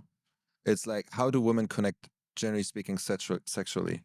There's a lot of heart, there's a lot of emotions involved, right? So if there have been a lot of sexual partners, there has been created way more heartbreak, way more trauma in that regards, which I also have to put into consideration in terms of like the dynamics that I want to create in my romantic relationship. How Is serious that she something do I want to take in there?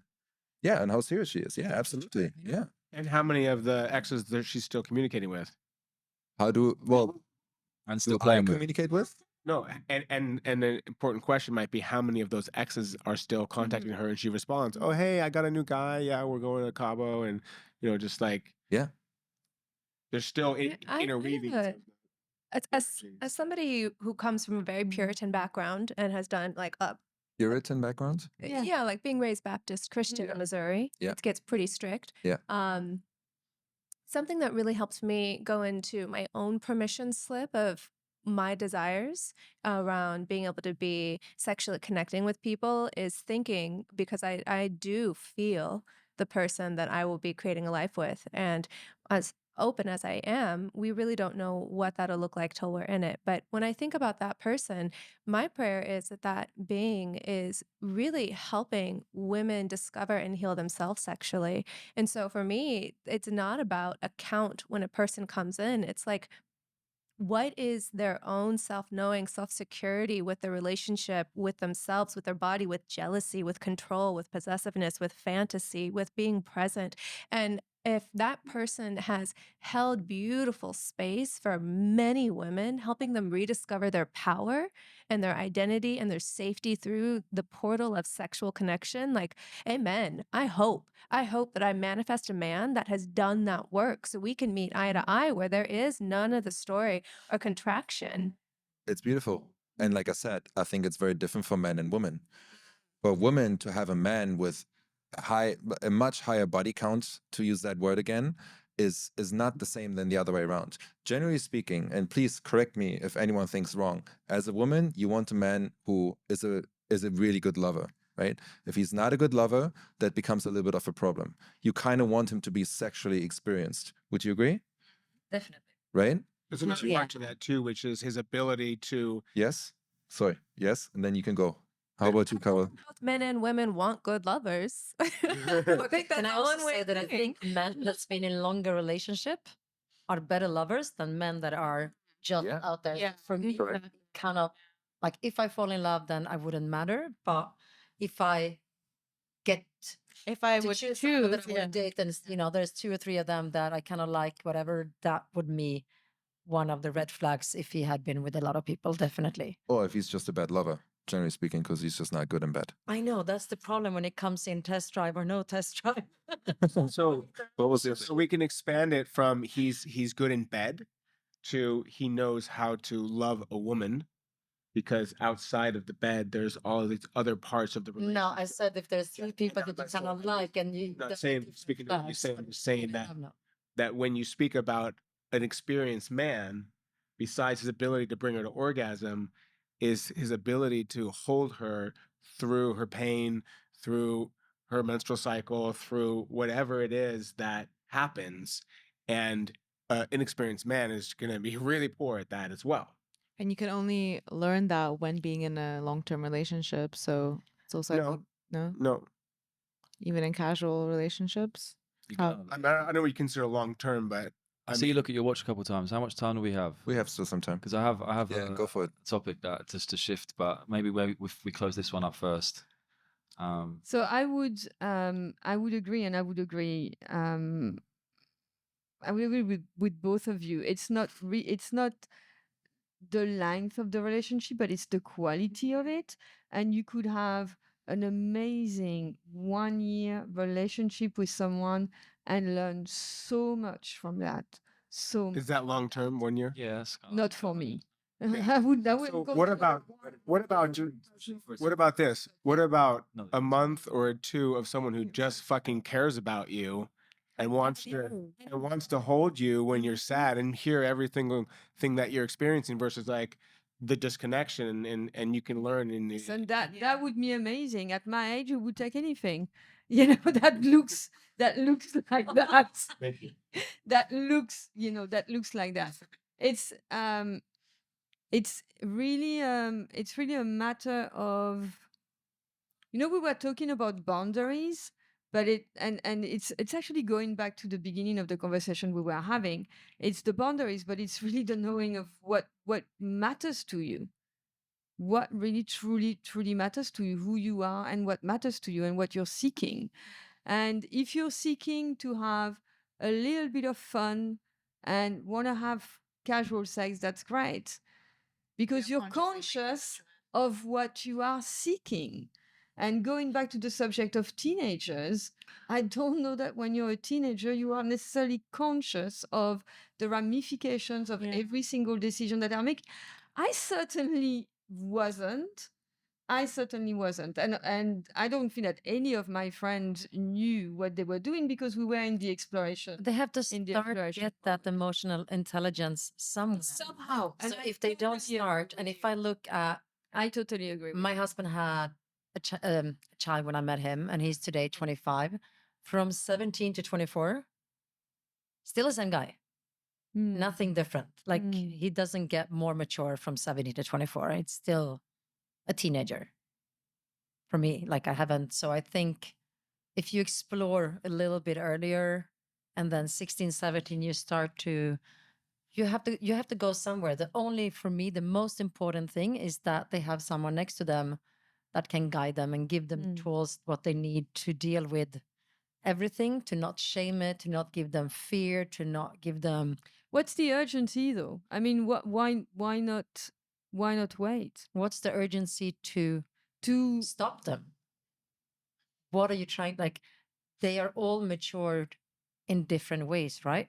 You have 12 years old that feels I don't like they're think- 16. You have 20 years old that feels that they are 13. I've got a question. What do you think of the potential of teaching them the difference between somebody who's trying to get something from a relationship and somebody who's there to give to others? Do you think it's possible to teach that, and would that shift the dynamic? Oh, definitely.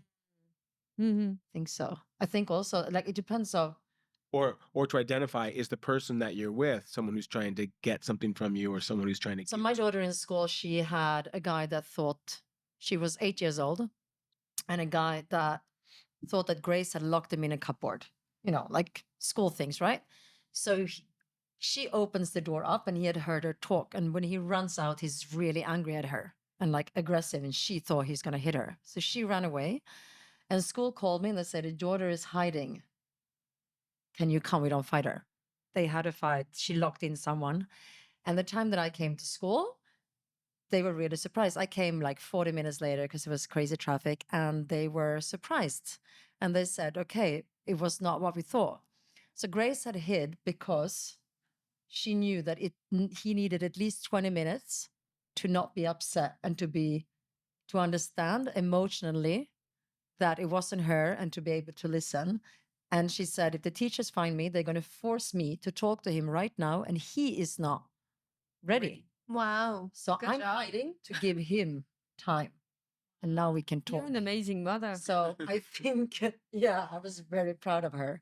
I think it's, you can teach them things. That's what I'm saying, exit strategies, but not just for yourself or for the situation. So do you consider crystals as an exit strategy? The what? Crystals, because you can cleanse the energetic, like you're talking about how you receive the Yes, energy of the man. definitely. You had a little bit of resistance to that, to say, well, hold on, and what about the men? The men also take on the energy. They do. Have you know the old It's not resistance. They do. But then do you Smoke think up your there's some truth in what's coming from this? Because vagina?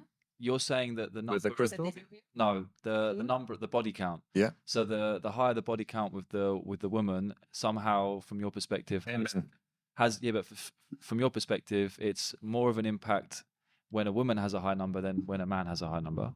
Yeah. And do you think that has something to do with the fact that there is truth that the woman is receiving more energy than the man, even though it goes both ways? Absolutely.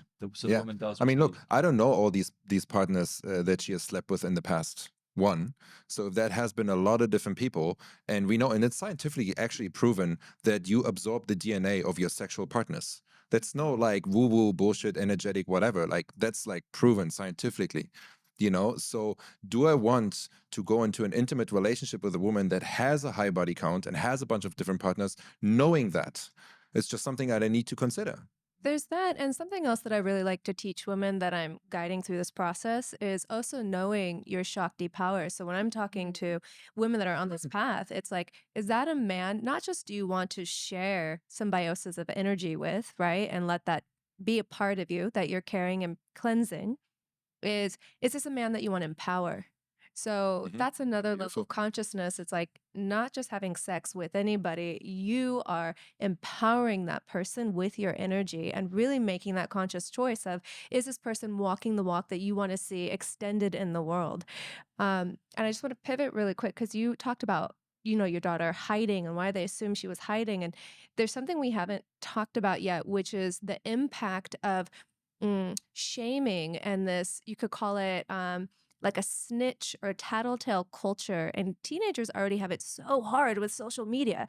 Imagine if all of a sudden sex was banned or made wrong to a higher level or even illegal.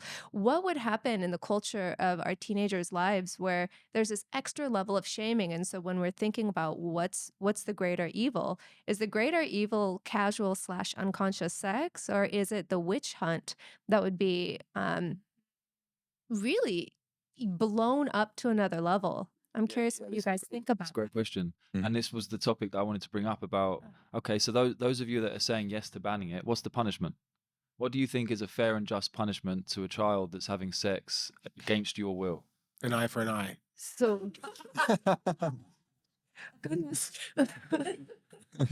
I'm not against it. all right? Like it's like I'm the not for parent that banning. makes the son smoke all of the cigarettes. I'm not for banning.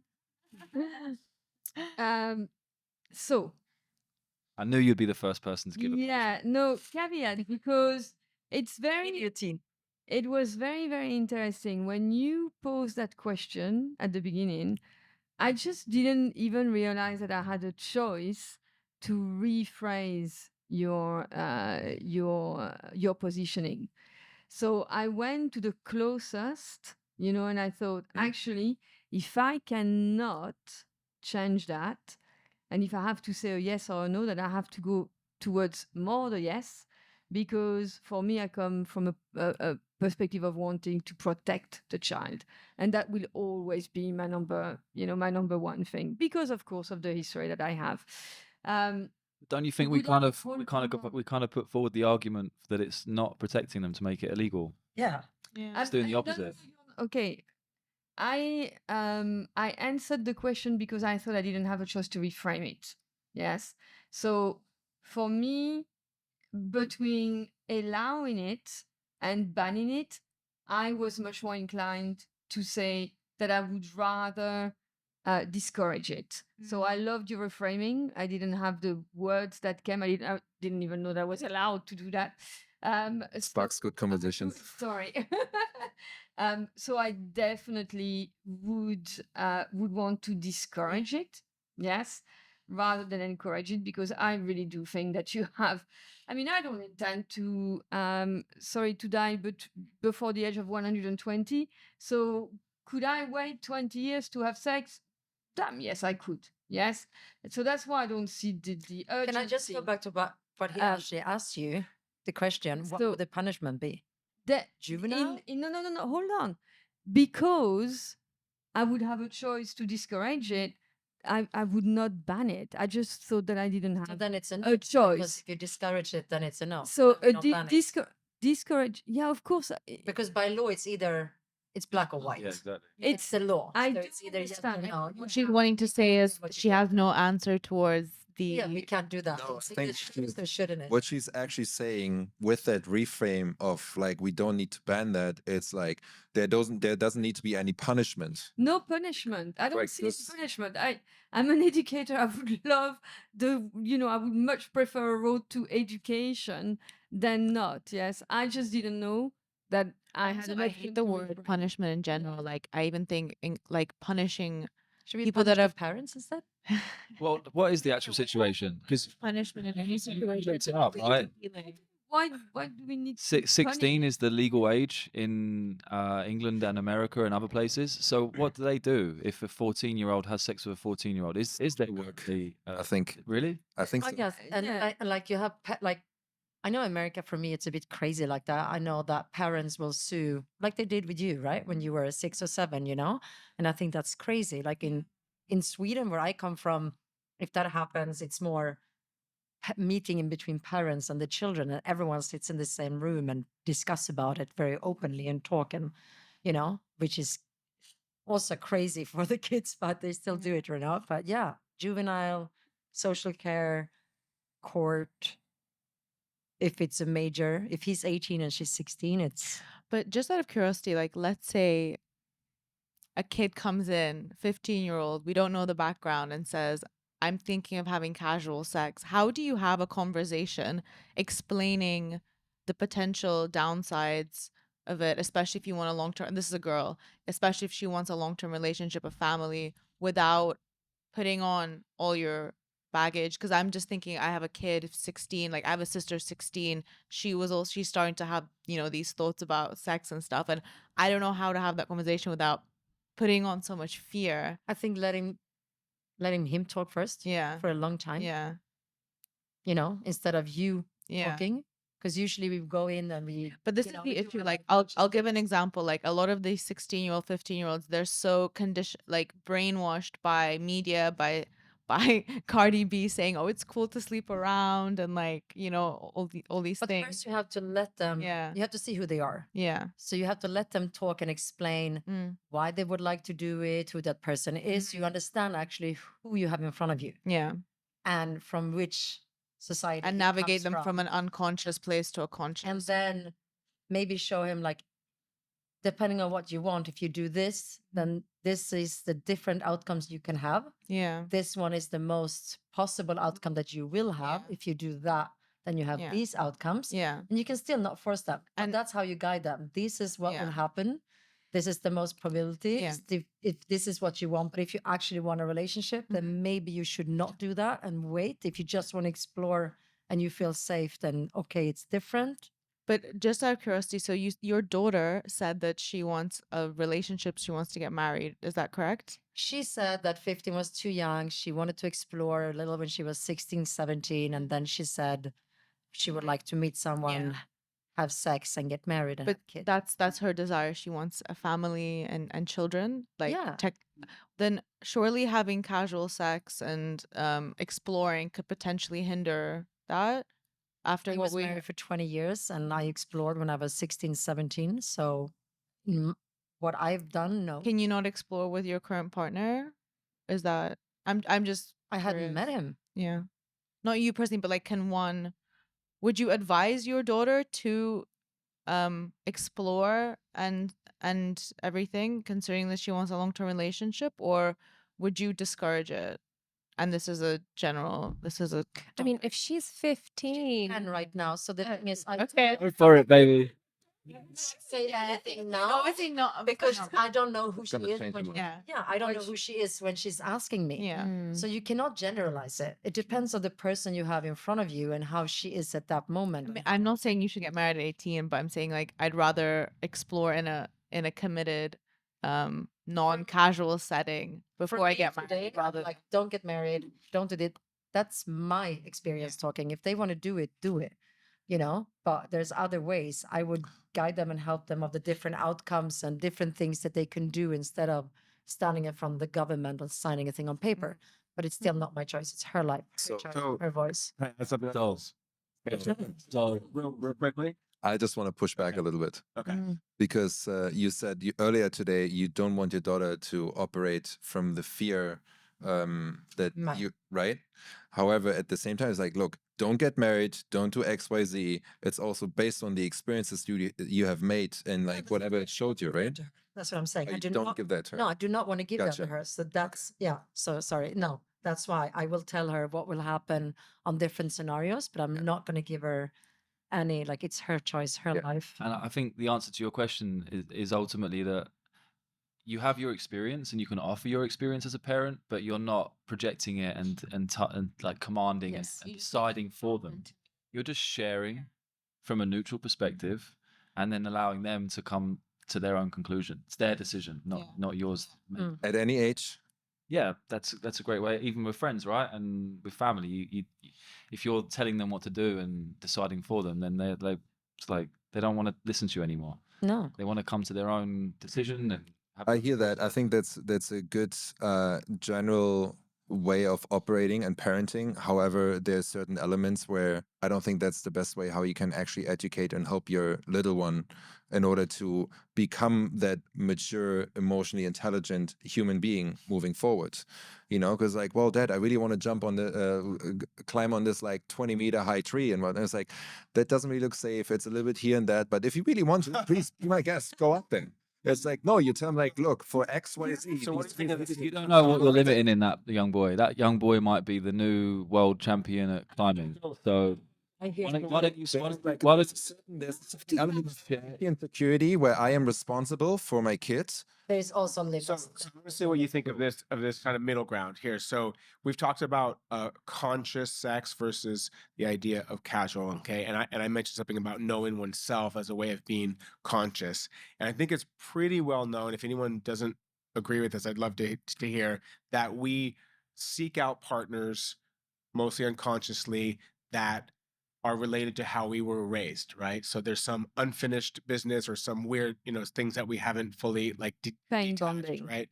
So one of my favorite books on the topic is Harville Hendrix. I think it's Getting the Love You Want, and basically it explains that every single person is going to end up in a relationship that is going to allow them to play out some of the unfinished business with one of their parents or both. And until you've worked through that first, you're going to repeat the pattern that you mentioned before of relationship again and again and again. So what about at 10 saying, okay, honey, let's take a look at this book, and you can start to understand that the guys that you want to hang out with maybe are like something here that's going on with us, that and support the children to know themselves and know why they're attracting people and what they're wanting before having the conversation about whether or not you should or shouldn't have sex. I wish I had this at 15. Have that conversation first, and then maybe Will's approach of just letting them do what they want will work better because they've learned who they are and what are the dynamics that they're playing out.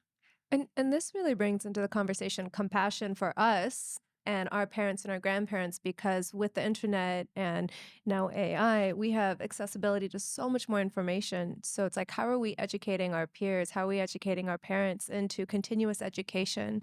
Because we're having a conversation about what's right and wrong for kids, but really it starts with we can't even hold that space for them until adults. And we're not putting adults back through a schooling system. You know, a lot of people have been self-motivated with coaches and with all the programs that are available online now to accelerate our ability to harmonize and create new systems and new community. And, you know, when you said that's a fantasy to see schools bringing in sex education, like I felt that because that's true. And it's really up to us as the adults that are teaching the younger generations. How are we going to build something new to opt out of something that's not working anymore? And I think that's the power of education, is in the scenario where your kid might want to climb like a ridiculous tower, you could still say, you can make your own choice and it's your decision, but let me first educate you about the consequences.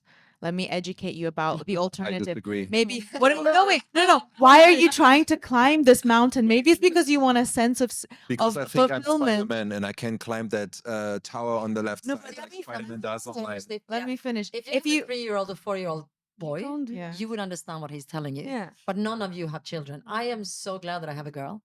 Well. So 3-year-old is different. What I'm trying to say is, if you do explain, like, Yeah, then they have like It when doesn't there's work. this Not alternative that- mountain, why don't you try and climb that instead, and you will have that feeling of fulfillment? Why don't we try there? And let's say he makes a decision, okay, maybe I'll try go there first. Yeah, but maybe he says like, no, Dad, I really want to climb that mountain right now. I want to like climb up that thing on the side, and you know, like he's gonna kill himself. But I think that You know, it's like you gotta draw a line. That's a responsibility as I think it's as about- a parent. So rather than saying no, could you not ask a question such as, well, how are you Oh, going to do absolutely. that? All that conversation should happen, and you want to educate your little ones. You want to educate the youth and the teenagers and whatnot. But if the little one, the kid, It's like, just say, teenager, think it through, son. is still like, Tell look, me how you're going to do it. huh? no, it's No, not. I mean, like, this is like very specific to like what the situation and you know where he's. he will personally come to a no. Well, and Anya, no is healthy. If we're talking about, once again, sex and consent, no is healthy. How do you receive no? How do you say no? No is okay because he has to take care of the kid who has. But the logic isn't a no. It's more like, I'd want my kid to make the choice himself not to do something that's going to harm him, and help navigate it like that, rather than just through a no. We're Yeah, not that's doing it. beautiful. But then at the end of the day, if your kid, because they're rebellious, they want to do things their own way, if he still wants to or she still wants to do something that you know it's just going to put this little one in danger, regardless of what age, you got to stop that. I honestly will sit there for as long as it takes for him not to want to do that, and have that conversation. But so then you go back into like the whole idea is like, look, I'm trying absolutely everything in order to not allow you, to ban you. You just trying to find other ways how to make them believe like, actually, let me reframe that. You're trying to use Yeah, it's almost like words. manipulation. It's the same Yeah. thing. Okay. You rather say like, no, here's the line. There's a frame. You can play around and all of that, but at some point, like I gotta draw the line. Which is important for him to know that, because that's like how society works as well. And he needs to know and figure out a way like when and where does he wants to draw a line when he is an adult. I You agree, also need but to- my logic is, I'd want to be aligned as much. I'd want to also understand why he would want to climb that so much. Of course. You also have to know. Yeah, like, why would you want to do that? You also have to know his brain and how developed it is, Yeah. and what he actually can understand. I There think kids are a lot different more there are developed. different levels of starting to I understand love how deep we've gotten to this point. how It's the nice. consequence thinking. It comes much later. I think consequence is like 6 Yeah. years or something. Yeah. Before that, they don't have it. So they have Really? no- But I no. I don't know. Is that Well, true? That's It's how the brain scientific. develops. You Yeah. can't really go That against you your don't feel biological- consequences after before can- the you age don't of think 6? that if I jump here, then this is going to happen. That's No, not what you do. No, yeah. You don't have that. So as Really? you're asking this question, I don't know if this is helpful, but I'm just remembering a conversation I had with a man who's in a polyamorous marriage and probably 50-year-old or so with teenage kids, and I was so curious to hear how they do it. And I remember him sharing with me that he allows his probably 16-year-old son to have MDMA parties at the house, and they're there at the house, and there's a basement, and all the kids are downstairs, and there's not sex going on. He wouldn't say no to the sex, but the kids just love the connection, and you know, there's a bonding and there's sensuality happening. And they're home and safe. They're home and safe.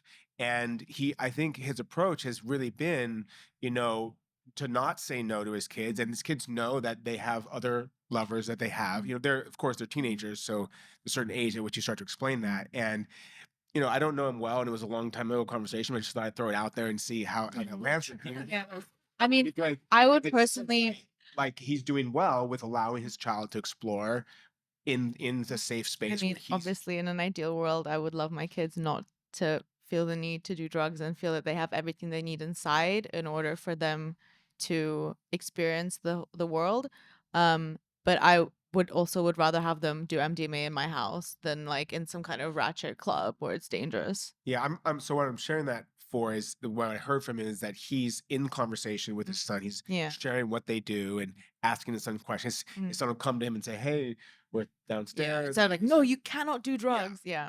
No, I prefer that approach. But also for about the sure. sexual part, like you Yeah. know, it's just like they have an open conversation about his desires about sex and what might be going on and not. And I think you Yeah, I like basically that. have, I like that. you have two choices as a parent. Either they talk to you about everything or they don't. I'd rather A than B. That's it. So that's where whatever you do as a parent, you need them to be able to open up to everything. If you blame, shame, like ban, refuse, judge, you're done. And they will not have anyone next to them to help them through life. And life is hard. Yeah. We all know that. So that's pretty much the only thing. And if you have to do I think those parties at home, banning. because they're still going to do them. So better having them at your house. Never than done trying an out. MDMA, so No, like, but they're not necessary. it's no, but it could be alcohol or whatever it is, whatever they are into, depending on their friends or society, or I don't know what. Be a safe parent, you know. I think there are a lot of things that are I want to try. I know. I was like, do we need to have a basement party? Do the podcast and put on MDMA. Adult. Didn't expect that. Ban casual sex for teenagers to MDMA house parties in the basement with parents upstairs. How did that happen? Bliss.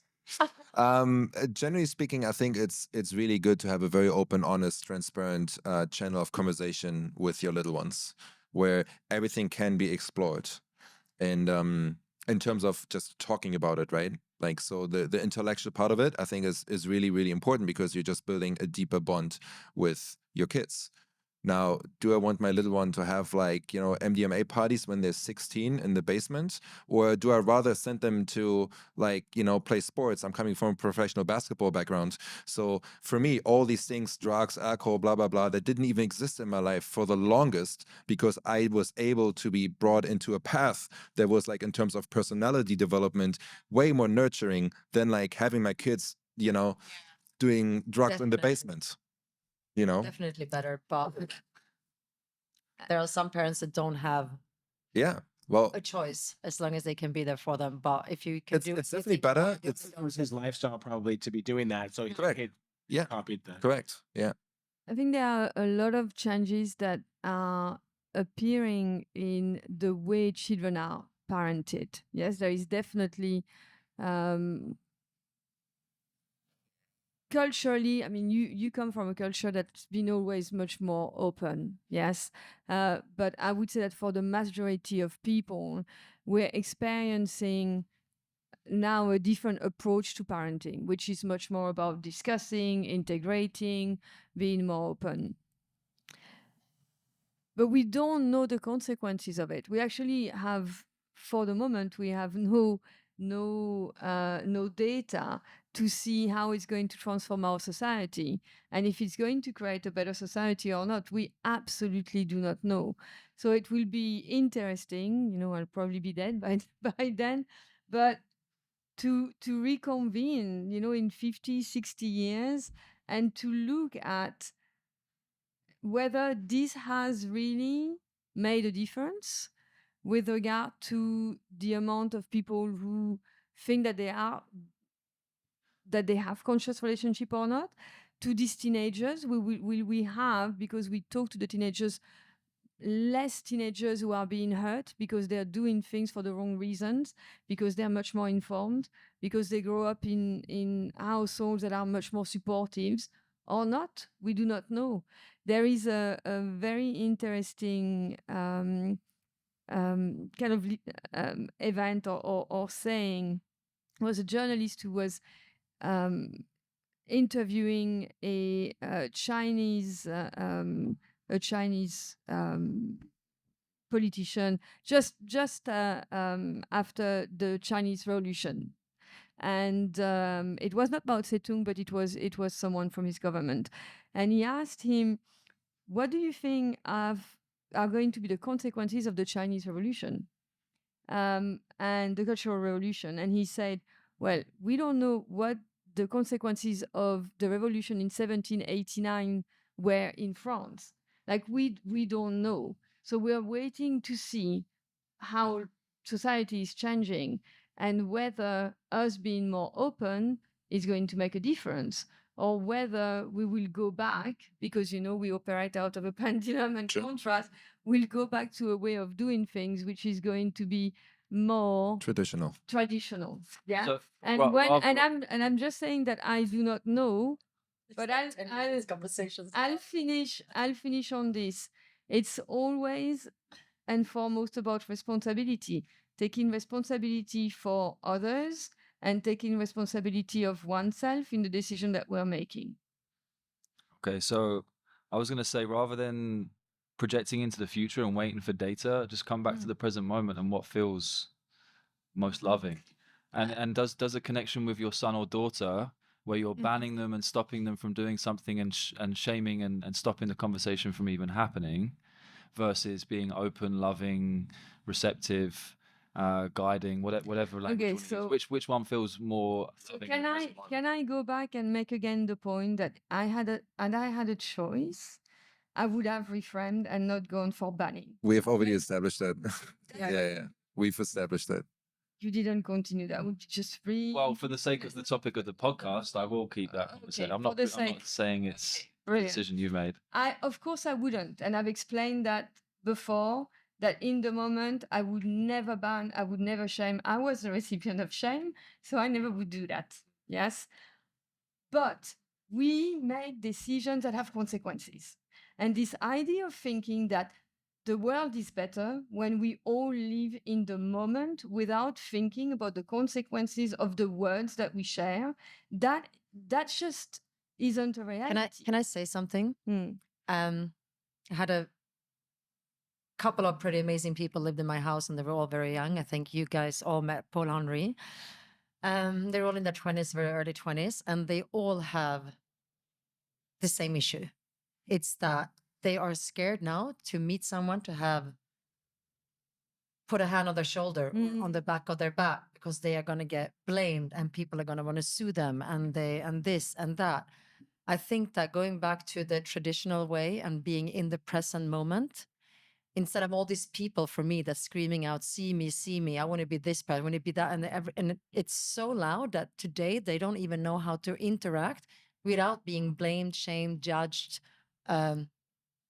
by law, which is crazy, So I think, it's not getting better right now.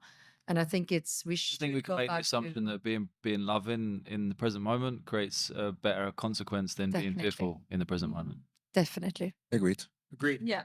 So we have a few more minutes. We already had a few final statements. Who else wants? Because I like to finish these conversations a little bit. It's like, what are some sort of the takeaways or maybe new ideas and sparks of okay, how we could look at these things have you guys experienced here today? Yeah, I really liked the conversation about conscious and unconscious sex. And I think that's where education is so powerful. And not just education, but helping guide people, especially young kids, through that conversation about why are you making these choices? Why are you having casual sex? Why are you not?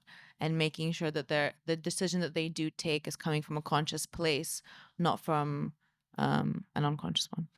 And even if it's unconscious, be forgiving, and it's okay. We're all human. Yeah. It happens. Yeah, and yeah, coming with everything with love is always, I think, the most important place, and not fear or trauma.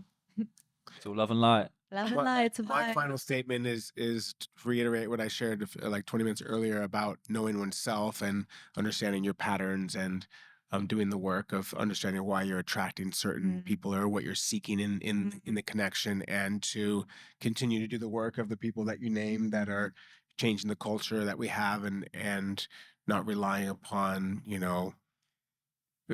any leadership to do it, but for all of us to really just like support our neighbor or a friend or other parents to be able to do that, or get your neighbor's kids, and if the parents won't do it, you bring them over and to do it yourself, because those are the people that your kids are going to be interacting with. Are So you talking about the MDMA or the sex education?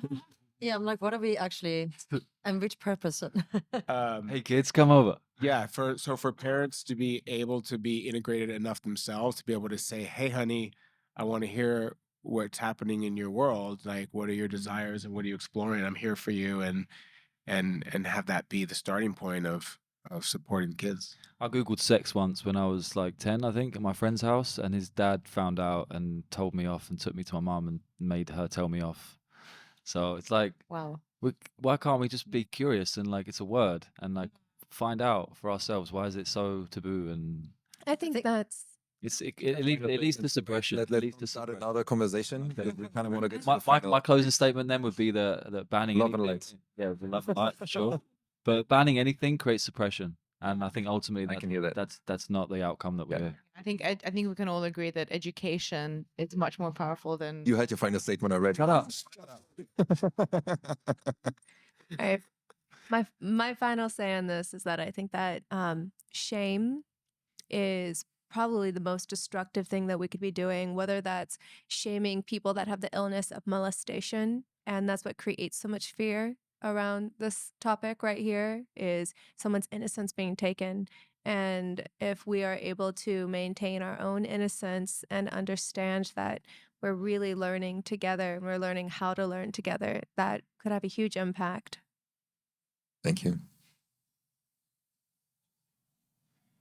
I think it really comes down to, education, and just understand who you have in front of you. And if you can't do it, then get someone else to educate your children and, give them someone be safe that they can talk openly about anything. And I think you can get away with 90% of all these things that traumatize parents just by talking and being open about.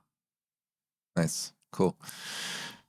I love it. So this was a really nice, interesting conversation that had a lot of different topics and pockets in there.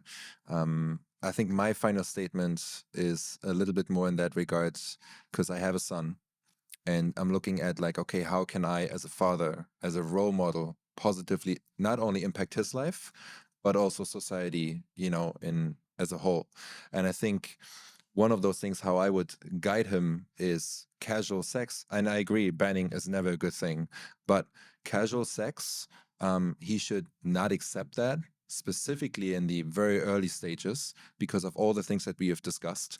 I think I want him to be a man that has such a high standard and respect for himself that he requests that from women and kids and girls and his other peers in his life. So we're moving away from this casual, meaningless sex, and we're going way further into this idea of having a very beautiful, harmonious, loving relationship, partnership, whatever that might look like in detail. But I think that's way more important. How not only how can impact his life, but also how he's going to impact the kids, the girls, and the boys in his world. So anyway, thank you for all your sharings and the little triggers here and there that we had. Really, really appreciate you being here, and I'm looking forward to more conversations like this. Thank you. Thank you. Thank you.